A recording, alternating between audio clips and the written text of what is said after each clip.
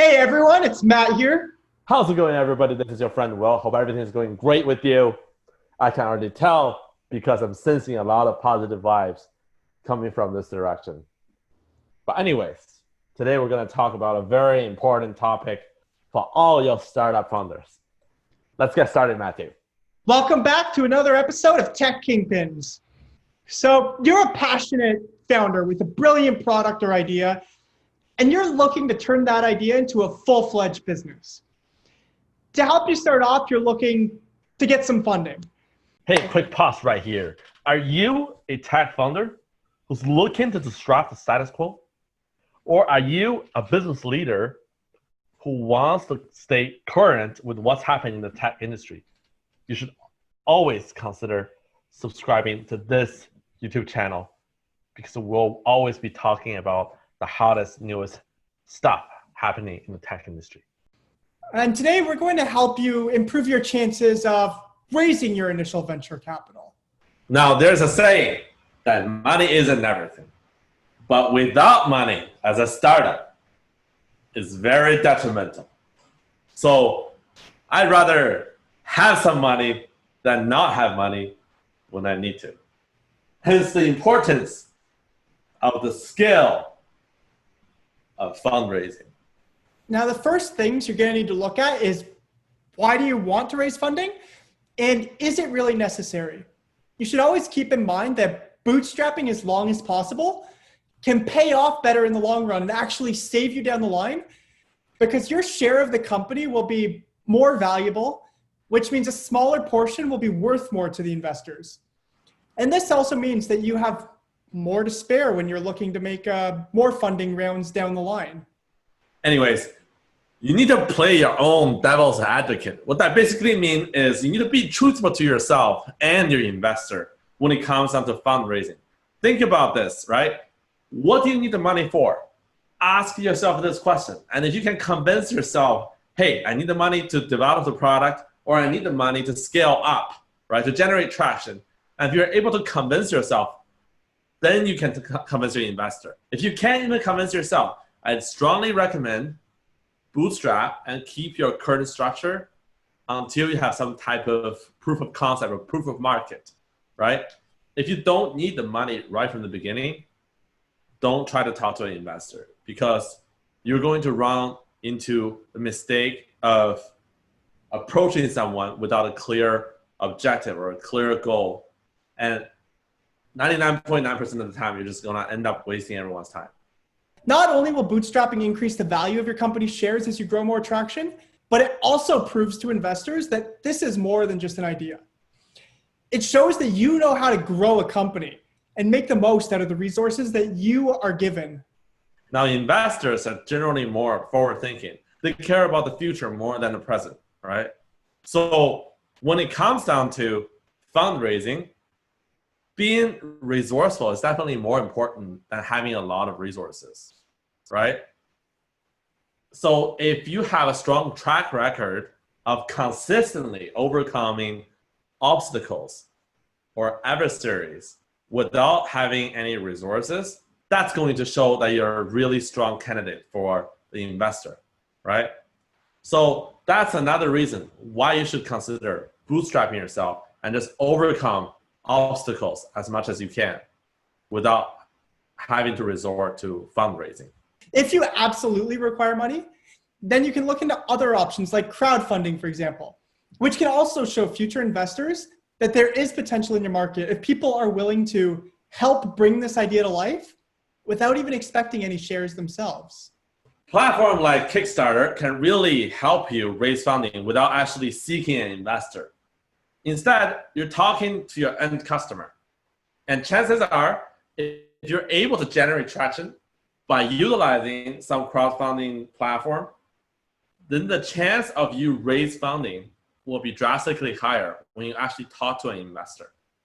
So leverage those platforms, and you're going to find yourself a lot of success. And oftentimes, you realize, hey, I don't even have to raise money. I don't even have to give away my equity. I can just generate enough traction with the revenue or the net income that I receive. And the time when it's best to look into raising funds from investors is when you have at the bare minimum a competent team, some initial traction and growth, and data collected from that traction with a detailed plan on scaling. You want to be real, not just an idea. Right. In the early 2000s, what happened was a lot of startups just basically told investors, actually they're not really investors either, they're just people with money, that their story and their ideas are wonderful, and a lot of people poured money into their ideas. And when the dot-com bubble bursted, a lot of people ended up losing money, right? And that obviously is no longer the case in the present days. In nowadays, you need to have a solid team. You need to have the visionary, the IT guy, the sales hustler, the business person, and last but not least, the comic relief dude. You need a whole team with both capabilities and characters. And once you have that, you're gonna show a lot of confidence. The investors will be more confident when they see the team dynamic functioning really well. And it's gonna give them more confidence in your capability to achieve your business goals. So definitely have a solid team before you talk to your investor. A lot, as a side note, a lot of the investor, when they hear there's only one stakeholder in the company, they just don't invest because the risk is too high, right? So hence the importance of finding a partner or a co-founder in the beginning stage of your startup. And when you're dealing with investors, you should really value their advice more than their money. They're investing because they believe in you.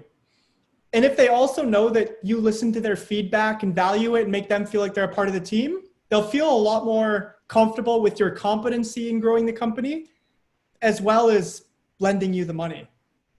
And they'll also trust that you're willing to make pivots when it's necessary as well. You're not so caught in your own ideas and your own ego. They'll know that you value outside opinions as well. Now, there's a saying that when you ask for money, you get advice. And when you ask for advice, you get money. You're probably wondering why that is, right? The answer is rather intuitive. Think about this. By legal definition, when an investor purchases equity from you, they are part owners, right? And if you want to own a piece of a company, would you ever want to work with someone who never listened to you?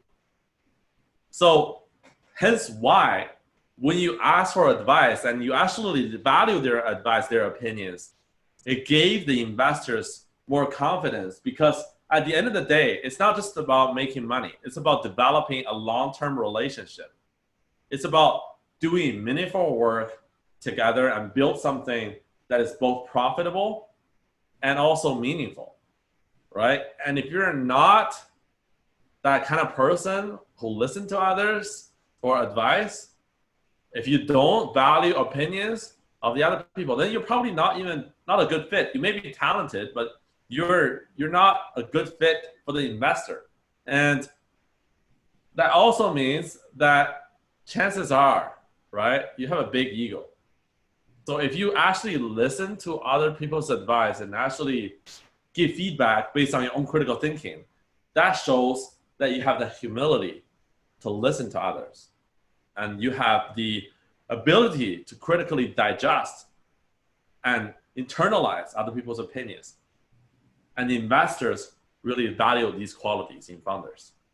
And keep in mind that you are just as important as your product and idea, because as Will stated, the investor will see it as a long-term relationship.